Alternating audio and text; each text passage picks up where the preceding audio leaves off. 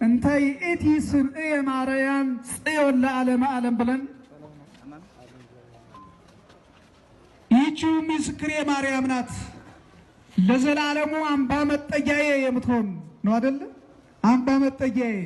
ስለዚህ ጽዮን ማለት አምባ መጠጊያ ማለት ነው። ለምን ይህን ስም ተጠቀመው ወይም ጽዮን የሚለውን ቅዱስ ዳዊት ተጠቀመው ስንል ራሱ የመሰረታት ኢየሩሳሌም ውስጥ ወይም ቅዱስ ዳዊት በዘመነ ንግስናው የመሰረታት ከተማ ጽዮን የምትባል ነበረች። እዚያ ጽዮን የምትባለው ከተማ በቅዱስ ዳዊት ነው የተመሰረተችው። በነገራችን ላይ ኢሳይያስም ስለ ጽዮን ይናገራል። ስለ ጽዮን ዝም አልልም እያለ ጽዮን ማለት አጠቃላይ ኢየሩሳሌምን አጠቃላይ የእስራኤልን ከተማ ወክላ የምትነገር ከተማ ናት። ስለዚህ ስለ ጽዮን ዝም አልልም፣ ስለ ጽዮን እናገራለሁ፣ ስለ ጽዮን እጮሃለሁ፣ ስለ ጽዮን የምችለውን ሁሉ አደርጋለሁ እያለ ነቢያቱ ሁሉ ስለ ጽዮንን እያነሱ ከቅዱስ ዳዊት በኋላ የተነሱት ነቢያት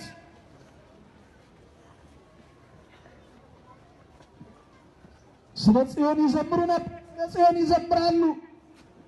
እና ጽዮን ማለት ምን ማለት ነው ስንል ጽዮን ማለት አምባ መጠጊያ ነው። ለምን ካልን ቅዱስ ዳዊት መጠጊያ አድርጎ ቤተ መንግስቱን አስቀምጦባት የነበረች ቅዱስ ዳዊት የመሰረታት ከተማ ጽዮን ትባል ነበር። የዚያች ከተማ ደግሞ ጽዮን የሚለውን ከግዕዝ ወደ አማርኛ ወስደን ስንተረጉመው አምባ መጠጊያ ማለት ነው። ምን ማለት ነው አልኳችሁ? ጽዮን ማለት የማን አምባ መጠጊያ? የእስራኤል በጊዜው አምባ መጠጊያቸው ነበረች።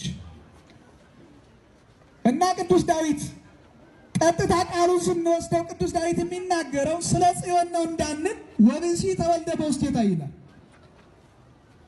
ለጊዜው ብሉይ ኪዳኑን ይተረጉማል። አሁን ግን ከጊዜ አንጻር ስጋውና ደሙም እየተሰጠ ነውና ድሮ ይህንን ስንመለከት እመነ ጽዮን ይንሰል ሰው ሁሉ እናታችን ጽዮን ይላል ማለት እመቤታችን ቅድስት ድንግል ማርያም ናት ጽዮን።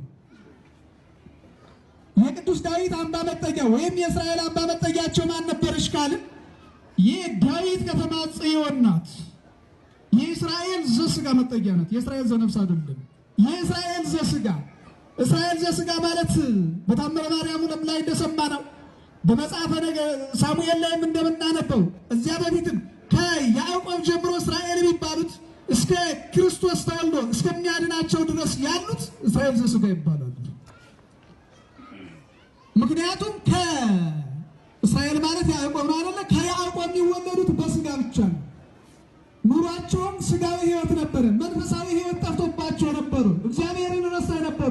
እግዚአብሔርን በመርሳታቸው ምክንያት ደግሞ እግዚአብሔር ያጠፋቸው፣ እግዚአብሔር በአሕዛብ እጅ አሳልፎ የሰጣቸው፣ እግዚአብሔር ረድኤቱን የከለከለባቸው፣ ጸጋ እግዚአብሔር የተለያቸው፣ አሕዛብ እንደፈለጉ የሚማርኳቸው ረድኤት እግዚአብሔር የተለያቸው ወይም በሞተ ሥጋ ላይ ሞተ ነፍስ በረድኤተ መቃብር ላይ ረድኤተ ገሃነም ተፈርዶባቸው የሚኖሩት ናቸው እስራኤል ዘሥጋ። ስለዚህ የእነዚህ አምባ መጠጊያ ማናት ካልን ጽዮን የምትባለው የዳዊት ከተማ ናት።